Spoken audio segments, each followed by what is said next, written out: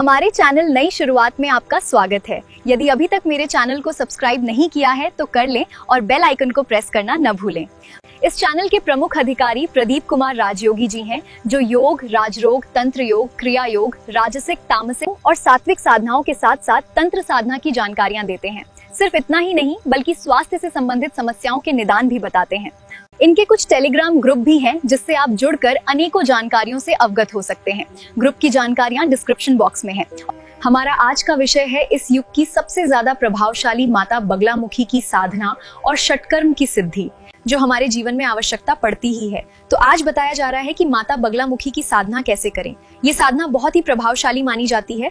इस साधना को शुरू करने से पहले आवश्यक तैयारी करनी होगी। आपके आसन और वस्त्र पीले होने चाहिए और सर पीले कपड़े से ढका हुआ होना चाहिए। साधना करने की दिशा दक्षिण रखें या पूरब भी रख सकते हैं। इसके अलावा पूरब और दक्षिण के कोण वाली दिशा भी साधना करने के लिए आप रख सकते हैं। इस साधना को किसी भी एक निश्चित समय पर किया जा सकता है, लेकिन रात का समय सबसे अच्छा माना गया है और ये आपके लिए काफी प्रभावशाली भी साबित होगा। मंत्र साधना के लिए हल्दी की संस्कारित माला लेनी चाहिए और उसी माला का उपयोग करके अपनी साधना को पूरी श्रद्धा और विधि विधान के साथ संपन्न करना है। इस साधना स्थल पर गाय के घी के दीपक जलाकर साधना करनी है, जो साधना काल में बुझे नहीं। इस दीपक को अपने आसन के आगे दाईं तरफ रखें और दीपक की अग्निशिखा अपनी ओर कर लें।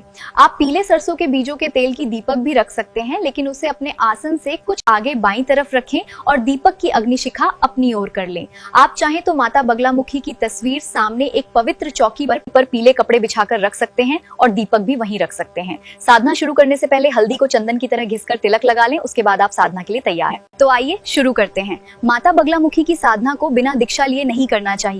दीक्षा के लिए आप प्रदीप कुमार राजयोगी जी से संपर्क कर सकते हैं। इस साधना की दीक्षा के बाद आपको आपकी अपनी जन्म तिथि के अनुसार माता बगलामुखी देवी का मंत्र मिलेगा और उसी मंत्र से आपको आगे अपनी साधना करनी होगी। इस साधना की शुरुआत मंगलवार, शुक्रवार या रविवार से करना ज्यादा उचित होता है। ये तीनों दिन में कोई भी एक दिन से शुरू करना चाहिए जो शुभ मुहूर्त में पड़े। बेहतर ये होगा कि शुभ मुहूर्त का चुनाव स्वयं करें। इससे आपकी साधना की गुप्तता बनी रहेगी।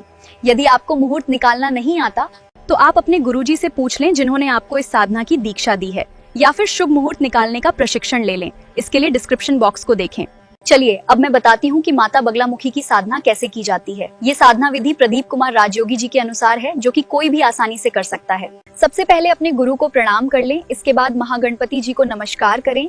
इसके बाद माता बगलामुखी का सामान्य ध्यान करें। सामान्य ध्यान के श्लोक माता बगलामुखी साधना की किताबों में मिल जाएंगे, उसमें देख लें। ध्यान करने के बाद माता बगलामुखी के कवच का पाठ करें, जो ये भी किताबों में मिल जाएगा। कवच पाठ के बाद माता बगलामुखी के उग्र रूप का ध्यान करें, ये भी उसी किताब में मिल जाएगा। ये विधि अत्यंत प्रभावशाली है और इसे पूरे विश्वास के साथ करें। अब आप साधना मंत्र जप के लिए तैयार हैं और अपनी माला उठाएं और जप आरंभ करें।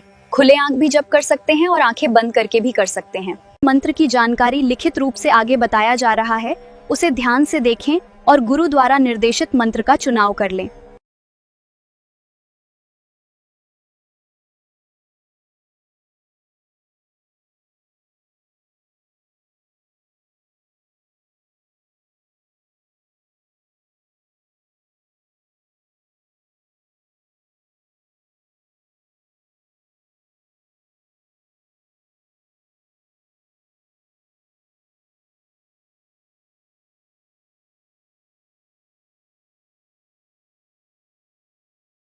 के लिए निर्देशित मंत्र जो मिले हैं उसी मंत्र से जप करना है। आपको अपनी शक्ति के अनुसार तय करना है कि आप कितनी संख्या में माला जप कर सकते हैं।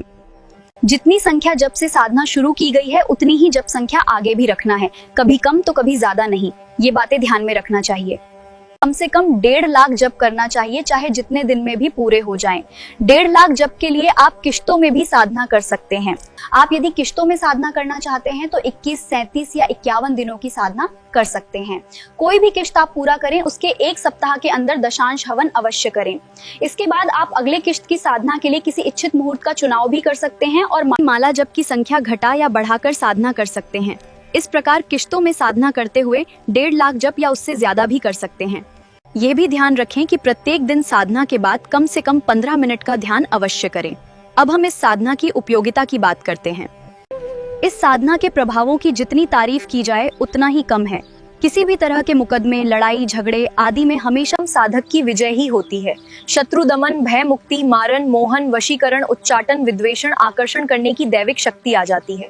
केस मुकदमे में जीत मिलती है। साधक किसी भी परीक्षा में उत्तीर्ण होता है और कोई भी ऐसी मनोकामना नहीं है जो पूर्ण न होती हो। इनकी कृपा ही निराली होती है। यहाँ तक कि देवी देवता, अप्सरा, यक्षिणी, भूत प्रेत, दुष्ट दानव सभी साधक के वश में हो जाते हैं। इनकी कृपा ही निराली है। उच्च स्तर की दैविक शक्तियां स्वयं साधक को मिल जाती हैं। वो जो चाहे वो कर सकता है। इनकी कृपा से सब कुछ संभव है। सिर्फ एक बात जान लीजिए कि यदि पूर्ण श्रद्धा और समर्पण के साथ अधिक से अधिक जप और ध्यान कर लिया जाए तो जितनी बातें अब तक कही हैं वो सब संभव है। ऐसा माना गया है कि इनकी साधना मंत्र की 1 करोड़ जप कर लिया जाए तो साधक शिव समान हो जाता है और साधिका महापार्वती के समान हो जाती है। अर्थात तंत्र की भाषा में साधक महाभैरव और साधिका महाभैरवी स्वरूप हो जाती है यदि वो सांसारिक मायाजाल से मुक्त होकर साधना करे तो। ध्यान साधना के दौरान उन्हें कुछ ऐसी गुप्त विधि मिल जाती है जिसे गुप्त रहकर उसे किया जाए तो वो तत्काल ही सब कुछ करने में संभव हो जाता है। इस साधना का सबसे ज्यादा खास नियम ये है कि पूर्ण पवित्र होकर और ब्रह्मचर्य के साथ साधना करने पर ही अद्भुत सफलता मिलती है। पवित्र होने का अर्थ ये नहीं है कि सिर्फ नहा धो लिया जाए, मन भी पवित्र होना चाहिए। मन पवित्र के अर्थ भी आज के बाबा को ज्ञान नहीं। मन पवित्र होने का अर्थ ये है कि बाहरी संसार के प्रभाव में न आए, अपने आप पर स्थित रहें और अपने लक्ष्य के सिवा अन्य किसी को भी महत्व न दें। दूसरों के संपर्क से दूर रहें, अपने को बाहरी मायाजाल से बचाकर रखें। आप खुद भी कोई ऐसा काम न करें कि आप खुद मायाजाल में फंस जाएं। इस संबंध में विस्तार से जानकारी के लिए आप नम्रता संगठन टेलीग्राम ग्रुप से जुड़ें और मायाजाल से संबंधित जानकारियों का अध्ययन करें।